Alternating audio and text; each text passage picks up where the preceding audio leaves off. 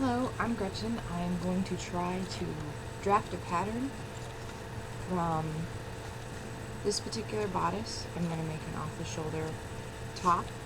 I'm going to use just this top because I like the way it lines and how it gathers right here in the bodice area. And I'm going to readjust it so that the shoulders come off the side. And then I'm going to use one of my favorite tops, just the bottom part, to address the actual body of it. I'm going to actually make it a little longer than this, but this top fits me nicely. I like how it lays, and I'm going to be using stretch material to make the top anyway, so that's basically where I'm going. I've already got the back of the bodice cut out, which I'm going to end up altering and moving it so that it attaches to the front. And this is the front. And this is the McCall's M6557. I am cheap, and this was 97 cents a roll, and it worked just fine to draft a new pattern out of. So what I'm going to do, kind of lay the pattern down.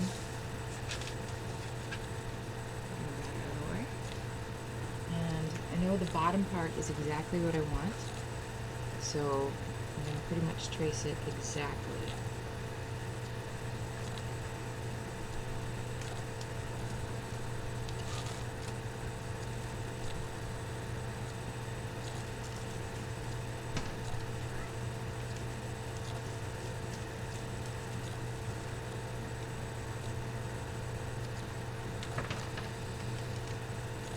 I can do some minor alterations and stuff when I actually sew it together, so I can get exactly the fit I want. I know from about here to here, from making this as a dress before, that that's the very important part of where it sets on the bust line, and we aren't exactly looking to show everything here, so. And then I'm about halfway up the arm here so that it has some support. So I've got the bottom part of it traced.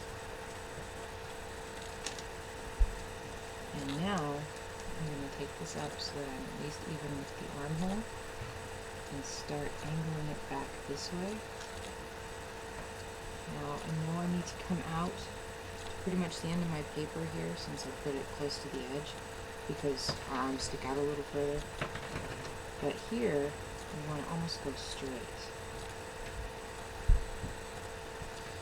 So here's our pattern. And like I said, once I get it on, I can actually adjust a little bit. But it's going to be a stretchy material, so a little bit of stretch so it folds on a little bit is okay. Now, the top part, or the back part actually, is going to be a little bit trickier just because you don't have quite the same lines, but it's still not going to be that bad. So I'm going to take this, trace the bottom, because once again it's pretty much got it's got a dart in it to kind of give it a little bit of shape even in the back, because they aren't exactly straight even in the back. Trace exactly on the back here, and then we're going to go and try to measure. We've got about that far up the armhole in here, so we want to go so we went just past the dart on the pattern piece, and so I'm going to go ahead and go up just past the dart on the pattern piece, and that I can kind of see that looks just about right. And let's take it up the other side. Now this part you can play with, because if you want the back to be a little lower, a little higher, whatever, you don't have to make it quite that high. And I actually want it to be a little lower, so I'm going to kind of angle it here. So I gotta make sure I come up enough to kind of mimic this here. So let's try a little bit different. There we go.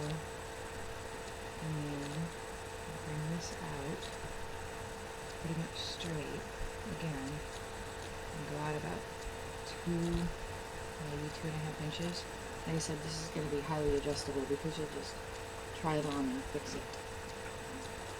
And we want it to be at the same size when they meet. So bring that to here. And then we have our pattern top.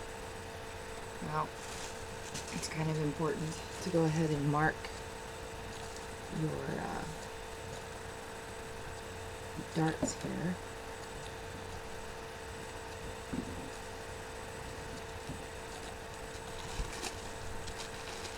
There's the top of my dart and the back, and the dart pieces, if you can see that. And then this one has a bigger dart, so we want to make sure we just a little bit. Let's see. I don't really have to worry about any of the other marks on the pattern, simply because I'm not attaching it to the bottom piece. So let's go ahead and mark it here. I'm not too worried about those marks there. I am going to mark this one here. And those are more for the lining than really for the inside. And it's going to be pretty obvious what's the lining and what's not, so that part's even not necessary. So that's drafting the bodice. To draft the front and back of the top, I'm going to take my top again,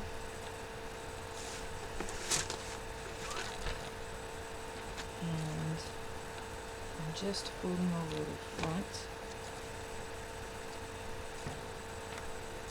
making sure I got the lines right.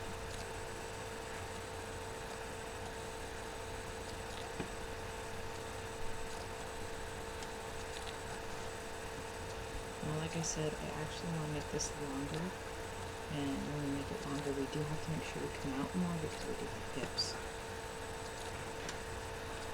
So, I'm just going to mark this right here at the top. I'm going to draw down the side of it, and pull it longer, like I said.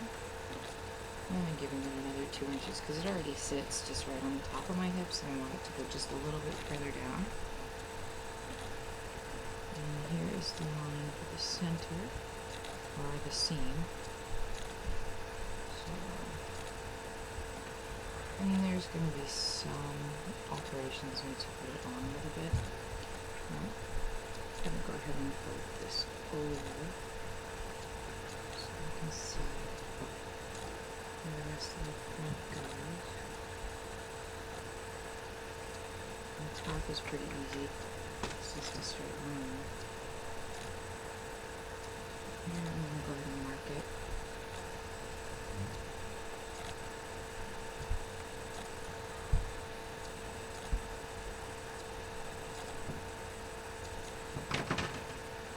And pretty much do the same thing for the back end.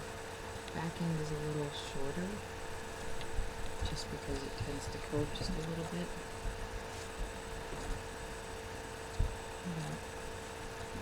Let's see. Trace the curve. This is going over your backside, so you do want to give it even more kind of an extension on that. Kind of the exact same thing I did with the first piece. Okay. And connect my bottom. It's all going to be hemmed up, so if it's not exactly straight when you cut it or make it, it's fine. But notice it has that nice curve that's going to give it that shape that's going to hug your body and kind of define your torso and waist. So that's pretty much the pattern. I'll go ahead and get this cut out, and then we'll cut out the fabric and see what happens. Okay, I've got my pinup top cut out, or pinned onto the fabric. The thing you're going to have to remember is look at your pattern, find out what the things are and what's going to make it special. This particular bodice top has an allowance for a zipper, so I took that out and laid the fabric off over the edge. Let's see if I can show you. See, I've got the pattern kind of hanging off the edge of the fabric. I wanted it cut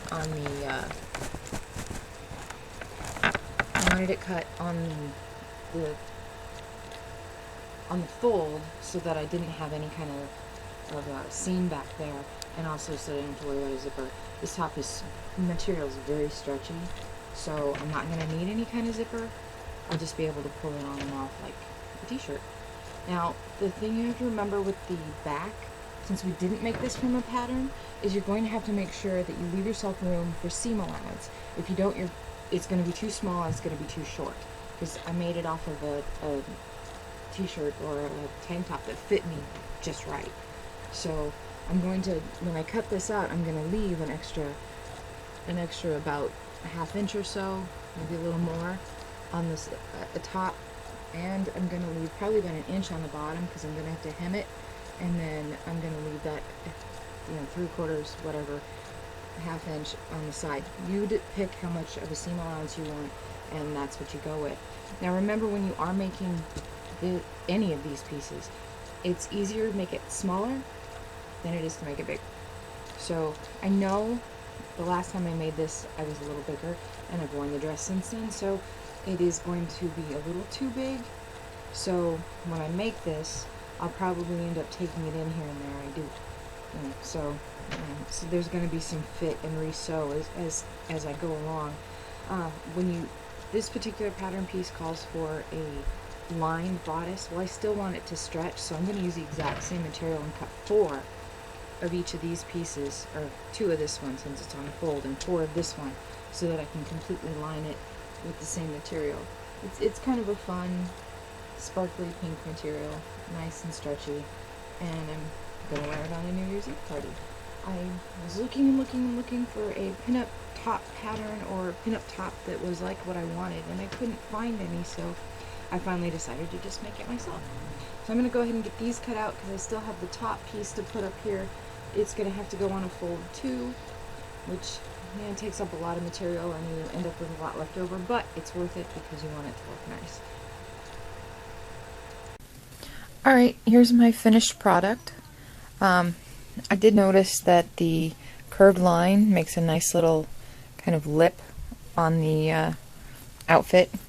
I did end up having to take a lot off on the edge here on the sides so that it would actually fit. It was way too big, so I really made too much on that sleeve portion, but the rest of it fits exactly how I wanted it to, looks just like how I wanted it to. Here's a little bit on the back. It's got a little bit of a kind of a dip in the back, which is kind of cute. Very fitted. It's got the darts fronts and back, which help make it do what it's supposed to do. I'm going to end up putting a skirt over top of it, which is going to be full, which is going to kind of add to the whole pinup look, which I really enjoyed. But here's the pieces I ended up cutting off, so you can kind of see that I really did make too much, especially in the back on that shoulder piece. But that's it. Happy sewing.